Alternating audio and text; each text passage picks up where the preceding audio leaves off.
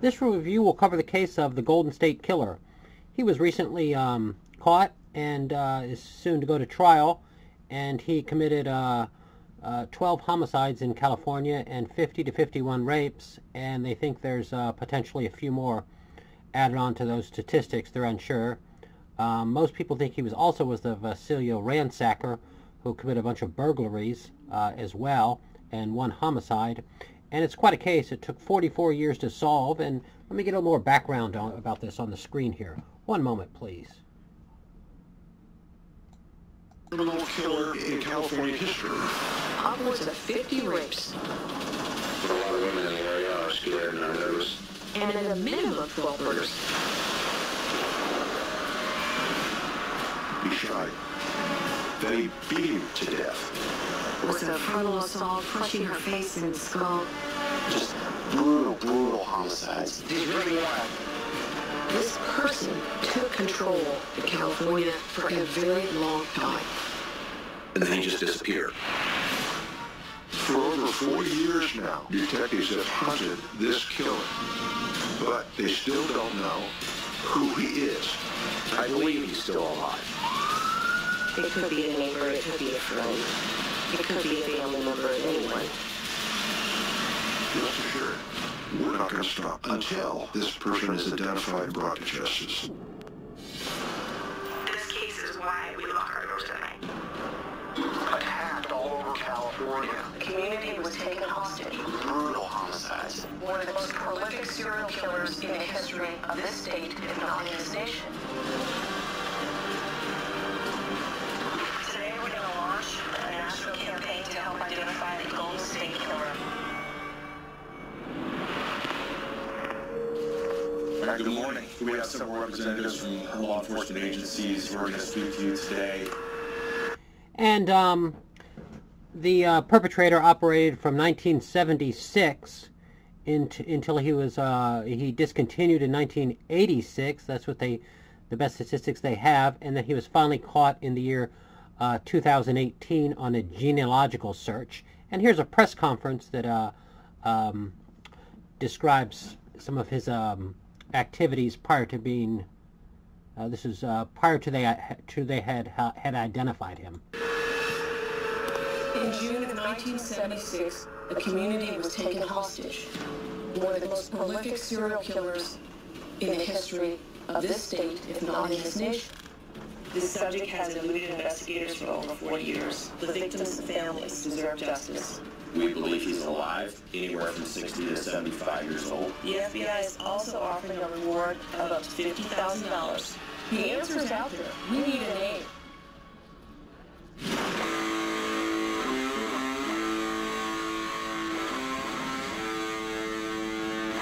And that's the year he started. Let me see if I can advance this a bit. I'll get some additional. One moment, please. Difficult almost to explain to people what the feeling was like. And if I go out today into the community and I say, how many of you lived in Sacramento in the mid-70s, and they raise their hand, and I say, how many of you remember the Easter rapist, every one of those people raises their hand. We had hoped that we're going to solve this, and then we can go to the community and say, hey, we caught this rapist, you don't have to worry anymore. The problem is the rapes didn't stop. And that's a little more data, and let me see if I can advance this a bit. Here's one moment, please.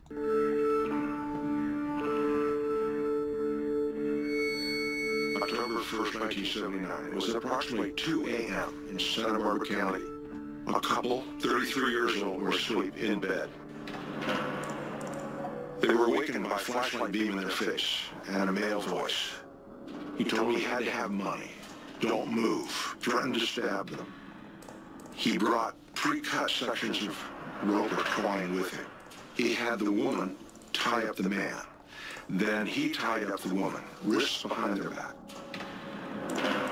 Eventually, he took her out to the living room near the kitchen, laid her on the floor. Flashed his flashlight beam up and down her body. Then he was over by the refrigerator, and she could hear him say, I gotta kill him, I gotta kill him, I gotta kill him. And that's some insight as to his mode of operation. And let me advance this a bit more. One moment, please. The homicide had occurred up in the north part of town, and so I drove out there with my partners and discovered Janelle Cruz's body in her bedroom. She had been struck multiple times on her face and head by some object that was fairly hard. We didn't find a murder weapon at the scene.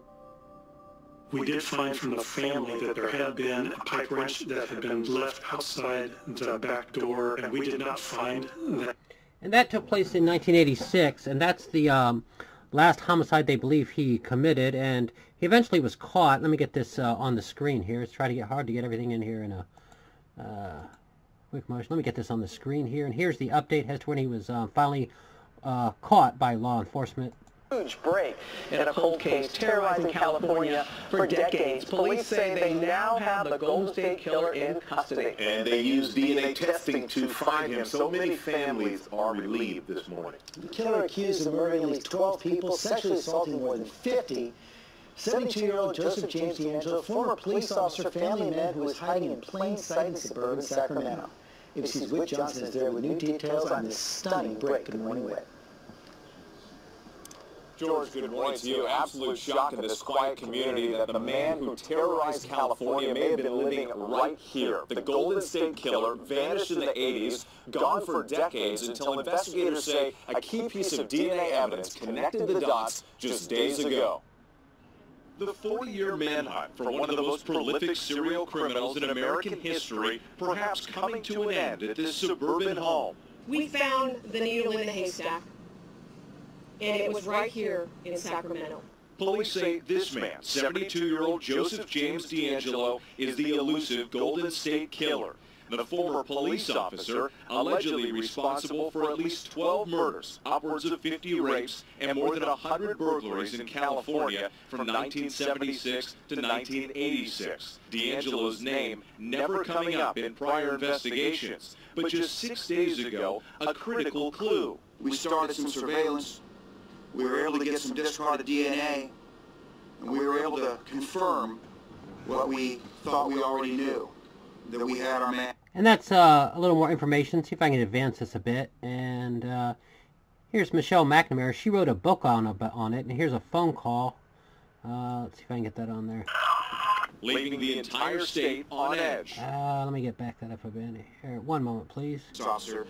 Also known as the original Night Stalker and East Area Rapist, the killer taunted police and his victims with phone calls long after the attacks.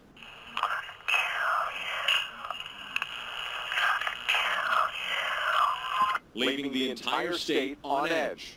A significant development came in the mid-90s. DNA testing connecting the puzzle pieces to one unknown person.